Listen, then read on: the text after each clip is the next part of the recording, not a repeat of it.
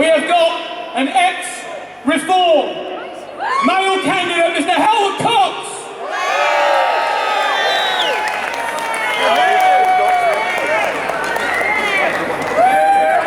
Why didn't you win and beat Sadiq Khan, Howard? I voted for you.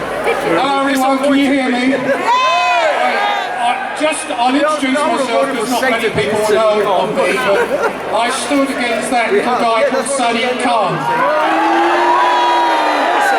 Always gets a warm welcome. Yeah, I stood against him for Reform UK. I was asked to actually stand as London mayoral candidate for Reform because for 15 years I've stopped £200 billion of tax rises on the motorist. Who drives here? Everyone drive? Who drives a diesel? Who drives a petrol? Okay, you know what's coming out. Who drives an electric vehicle? Okay, it's very sad, you know. I stood as London Mayor and we would have got a lot more people in the Assembly if Nigel had declared, Nigel Farage declared his leadership at that point, but he didn't. He waited until the election, and I stood down in Dover as a potential MP down there, and I came second. I'm not the Tories into third, which is good. After just 3.5 weeks of campaigning, the Labour candidate had 2 years. But anyway, enough of that. I left Reform on a matter of principle, and the matter of principle is very simple. I believe in Reform UK's policies, low taxation, you know, defend our borders, and all of those things we all agree with.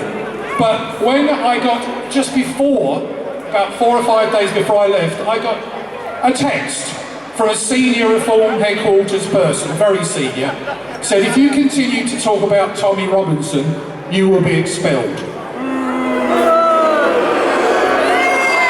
Yeah, just dwell on that for a moment. This is supposed to be a party of free speech. And I have said, I'm not having it. So I left.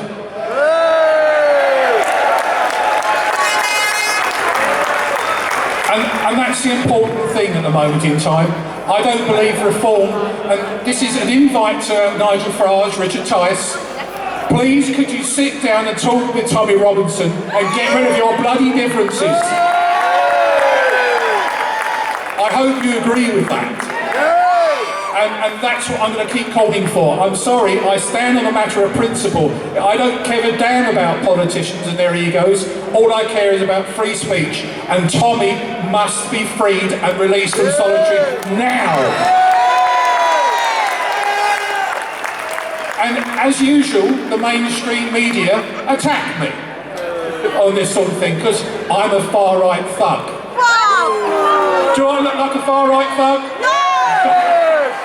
But the important thing is, what really turned it for me with Richard Tice in interviews called that lot. And I'm proud to be that lot. And also, I mean, also being called a nut job by certain people. I thought there's a lot of Reform friends I built, there's a lot of good people there in Reform, and I still think Reform is the best option. We've got to get rid of Starmer. And we've got to get a Tory party that is basically like Margaret Thatcher was running all those years ago. If we got that in a situation like that, that's why the right should get together, sit round a table, get rid of all the differences and destroy Starmer. And stop picking on people like Tommy Robinson, because that man, to me, is a political hero. And the other thing also, we've got this two-tier policing, this two-tier justice.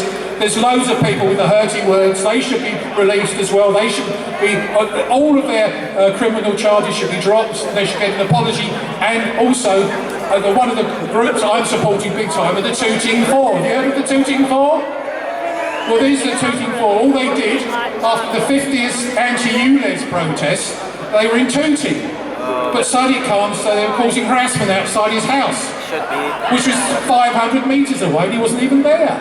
But these people have been found guilty for harassment after a 50th anti-ULEZ protest. And the Tooting Four, I think some of them are here today, I really would say, can you get behind them?